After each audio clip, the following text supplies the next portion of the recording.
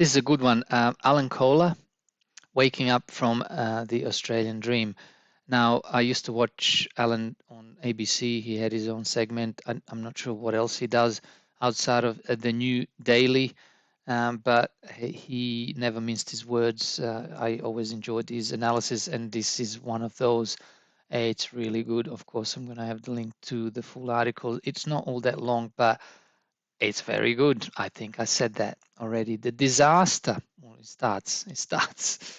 What an opening. The disaster of Australian house prices over the past 40 years has and not just reshaped the economy, but fundamentally transformed society. Well, that's a statement. In 1980, the median house value in Australia was $69,693.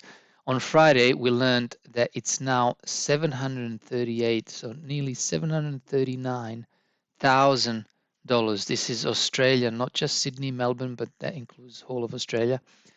So that's the median price, a rise of 25% in the past 18 months alone of the pandemic, the fastest growth in history, and a 960% increase since the 1980.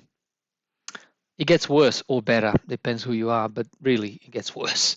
Australia's disadvantage is made worse by slow wages growth. You think, oh, okay, well, let's see what the difference is between Australia and the rest of the world. This is how bad it got in Australia, where we have everything, including land, plenty of it. In the vast majority of developed countries, houses have become cheaper relative to income over the past 40 to 50 years. While in Australia, that ratio has more than doubled. That's mad. All right, this is a good graph. So this is global. This is the rest of the world, red graph. And then you have, this is house prices per capita income. So this is the real house prices. And this is Australia. It's just a complete runaway train.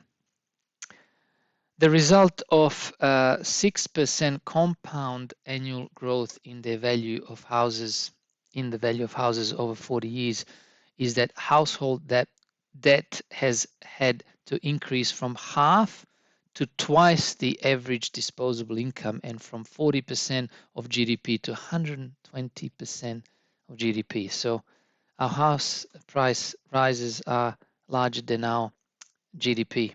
I think it's fair to say that Australian GDP is houses. I think that's what Alan's going to say next. This is the most important single fact about the Australian economy and will determine what happens to interest rates from here and therefore to inflation, wages, and growth. As far as the Australian economy is concerned, house prices are everything. Not wrong. The ABS, which is Australian Bureau of Statistics, reported on Thursday that total household wealth in Australia had increased 20% in the 12 months to 14.677 billion, an increase of 942% since the ABS started measuring household net wealth in 1990. Which sounds nice, but is almost entirely due to growth in the value of the places we live in. Rising house prices do not create wealth, they redistributed. Destructive wealth. It means the level of house wealth is both meaningless and destructive. I told you, it's good. It's meaningless because we can't see the wealth to buy anything else like a yacht or a fast car. Sell your house and you have to buy another one, or your children do. It's destructive because of the inequality that results, which with so much wealth concentrated in the home, it stays with those who already own a house and with families.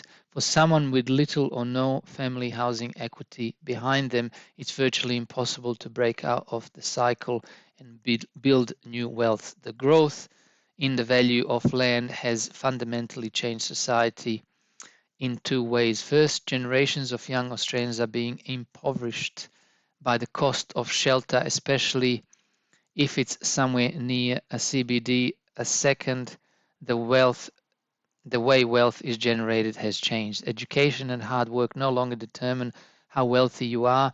Now it comes down to where you live and what sort of house you inherit. It means Australia is no longer an egalitarian meritocracy. Material success is a function of geography and class, not accomplishment. Moreover, the geographic wealth gap is being widened by climate change as floods and bushfires make living in large parts of the country uninsurable and financially crippling, but many families have no choice than to stay where they are.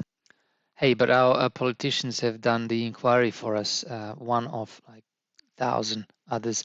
2 weeks ago, an inquiry into housing affordability, this time by the House of Representatives Standing Committee on Taxation and Revenue, concluded with a report titled The Australian Dream: Inquiry into Housing Affordability and Supply in Australia. Actually, the Australian dream is that a group of politicians might be capable of doing something useful about housing affordability. Of course, they can't. Well, they can, but okay, I beg to differ.